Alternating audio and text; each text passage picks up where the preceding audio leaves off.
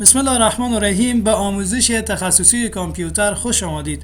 در این درس قصد داریم تغییر رمز و یا ایجاد رمز برای کامپیوتر را به شما عزیزان آموزش بدیم. در این قسمت کلیک کنید، روی این آیکون کلیک کنید. در این قسمت create a password for your account کلیک کنید.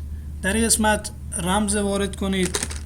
در این قسمت رمز خود را تکرار کنید و در این قسمت میتونین به صورت انت یا یادآور فرضاً یک شخصی رمز کامپیوتر خود را تاریخ تولد خود میگذاره. این قسمت یک تی میده، یعنی تولد یا تاریخ که به یادی بمونه. همچنان میتونن افراد بازی بدن، یعنی رمز یک چیز باشه و اینجا اشتباها مثلا نوشته کنه 21 رمز ما. create پسورد شد.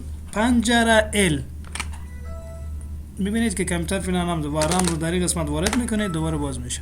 اگر خواسته باشید رمز خود را چنج یا تغییر بدید، در این قسمت change your password.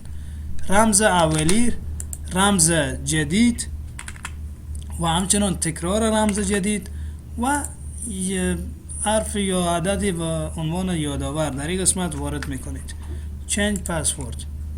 میبینید که در این قسمت رمز ما تغییر کرد. و همچنان اگر خواسته باشید رمز را کلاً پاک کنید، remove your password. رمز خود را وارد میکنید و remove password. رمز کامپیوتر شما میبینید که فعلا رمز ندارد. موفق باشید.